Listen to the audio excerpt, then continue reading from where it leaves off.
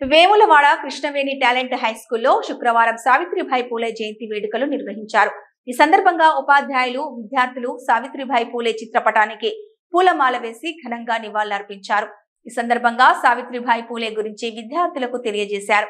ఈ కార్యక్రమంలో ఉపాధ్యాయులు, విద్యార్థులు పాల్గొన్నారు.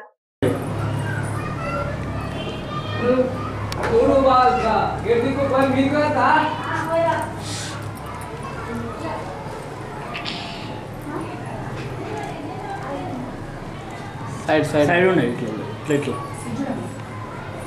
ఇప్పుడే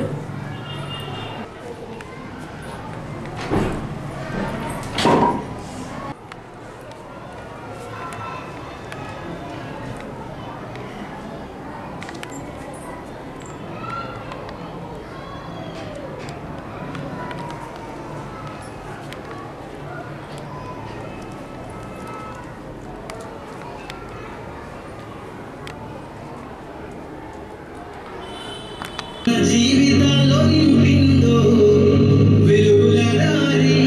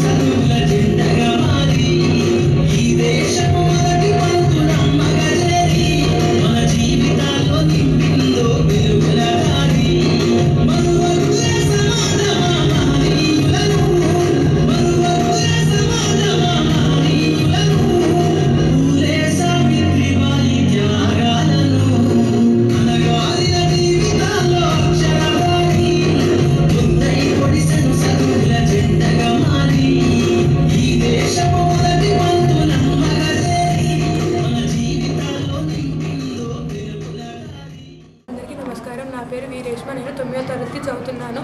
ఈరోజు జనవరి 3న మహిళల ఉపాధ్యాయుల దినోత్సవం జరుపుకుంటున్నాము. సావిత్రిబాయి పూలే పుట్టినరోజు సందర్భంగా ఈ వేడుకలు జరుపుకుంటున్నాము. సావిత్రిబాయి పూలే ఆధునిక భారతదేశంలో మొట్టమొదటి మహిళా ఉపాధ్యాయులుగా పనిచేశారు. సావిత్రిబాయి తన భర్తతో కలిసి బాలికల చదువు కోసం ఎంతో పోరాడారు.